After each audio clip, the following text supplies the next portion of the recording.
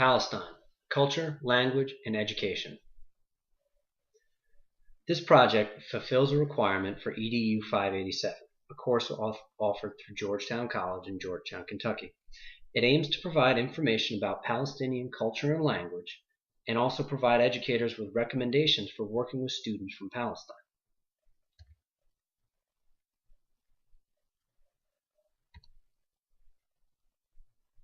Palestine is a country in the Middle East occupying several different areas around the modern state of Israel. Shifting borders have led to different definitions of Palestine over time, but the most current borders are shown in the map to the right. Palestine mainly consists of the West Bank and Gaza Strip. Palestinian lands and the Palestinian state have been hotly contested throughout most of recent history.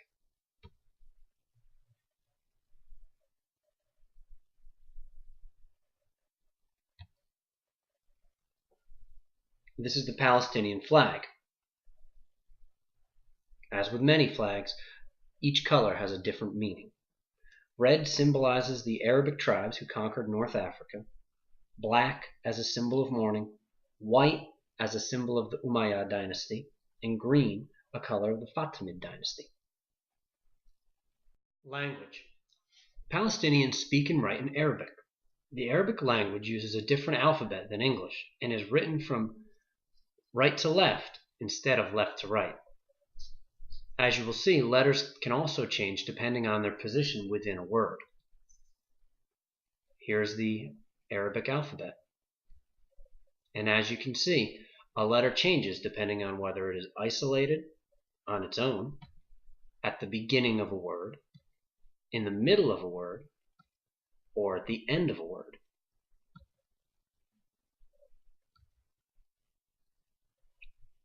Arabic is spoken by over 150 million people. Arabic speakers use many different regional dialects.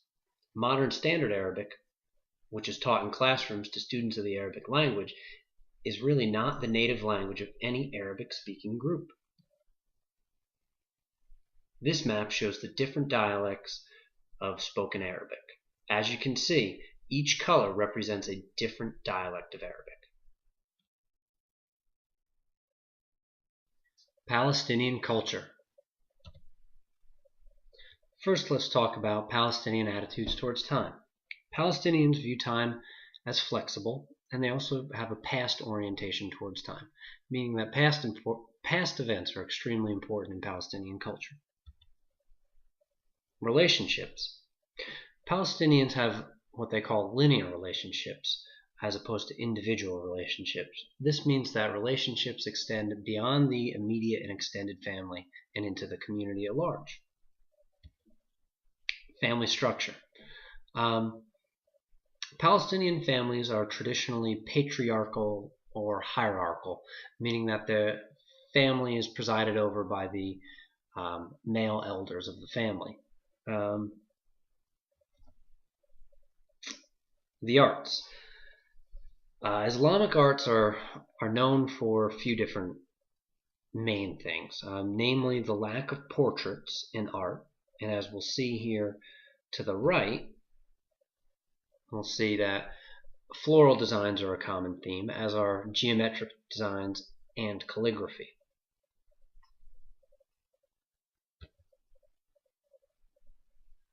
The idea of direct consequence is another large feature of Palestinian culture. This is the idea that those who have a problem solve the problem. They don't seek outside intervention to help solve a problem. And lastly, religion. Palestinians are overwhelmingly Sunni Muslim. About 97% Palestinians identify themselves as Sunni Muslim, with about 3% identifying themselves as being Christian. Culture and education. Typically, Palestinian schools are not co-ed. The picture to the right shows otherwise, but I wanted to have something as a reference for the viewer.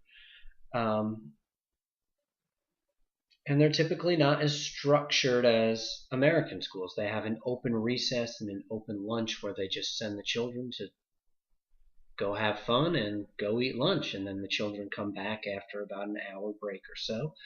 Students start kindergarten at 4 years old, and they continue on from there.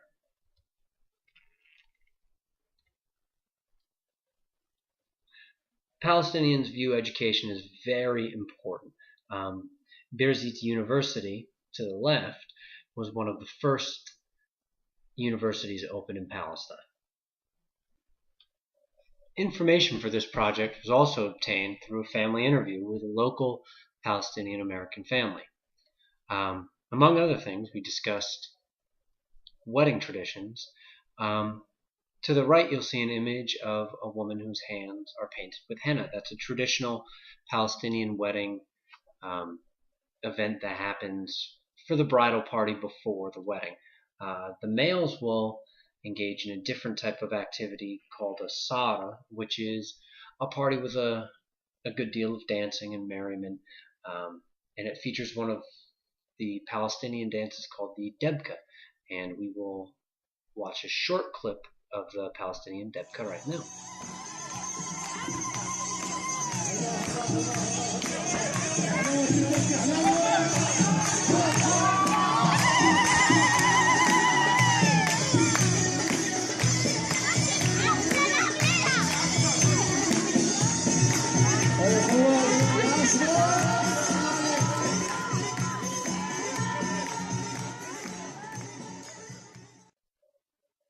We also discussed family aspirations. Now, Mrs. Nazar, the mother of the family, had all of the classic aspirations you would want for your family. She wanted her sons to be well educated, successful, and happy, but she also wanted them to maintain close ties with the Palestinian community and close ties with their relatives back in Palestine. We discussed family values, of which the two most important were honesty and faith. Now, this family practices Christianity and Islam, and they celebrate the major holidays of both religions. And they also view both religions as religions of tolerance and peace. We also talked about cultural differences and taboos. Hospitality is extremely important in Palestinian culture. Neighbors drop by often, they drop by unannounced, and it's the job of the host to be hospitable. This is in contrast to American society, where people tend to call or email or send a text first. We also discussed the direct consequence culture of Palestine. Mrs. Nazar related that when there are problems between people, those problems are settled between the two individuals. They don't have the same culture of suing one another or taking each other to court over various issues that we have in the United States. So what does this mean for educators? We have some language considerations and some cultural considerations to look at. Let's start with the language considerations. Arabic has a different alphabet. It's read from right to left instead of left to right, and the characters are not English letters. For this reason, if you have newcomer Palestinian students, you may want to spend some time working on the alphabet and working on English concepts of print. Arabic also has different grammatical structures than English. They have masculine and feminine nouns, which could cause some confusion with English pronouns, he and she and it. And they also have no indefinite articles. So students may tend to confuse A and V. These are all things that should be explicitly taught to Palestinian ELLs and Arabic-speaking ELLs in general. They also have different word and sentence patterns.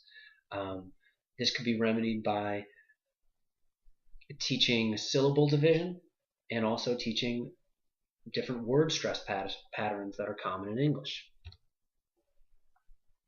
There are also some cultural considerations to be made. Palestinian students celebrate different holidays. Typically, they don't celebrate Christmas or Easter or any of the major Christian holidays.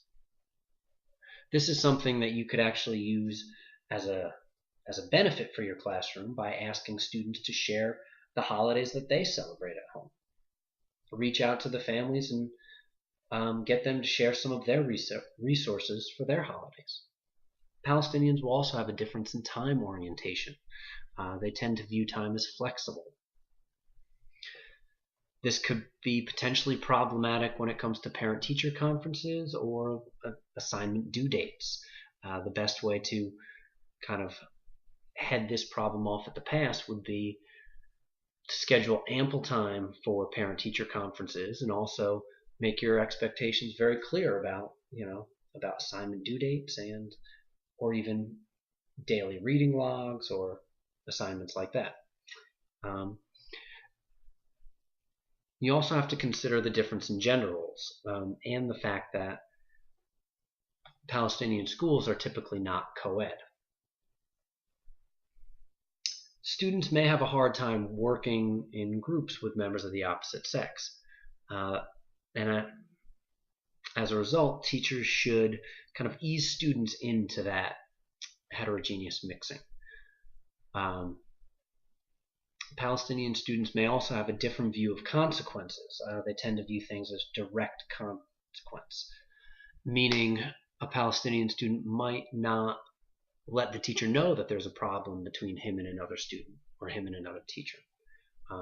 Parents might also take it upon themselves to solve school-related issues outside of school. But once you're aware of this, you can use those parent-teacher conferences and that strong parental communication to let them know about any office-managed discipline problems, any classroom-managed discipline problems, and you can get them on board with those support systems that are in place. When you make these linguistic and cultural considerations, you should be well on your way to making your Palestinian students feel at home in your classroom. Thank you for your time.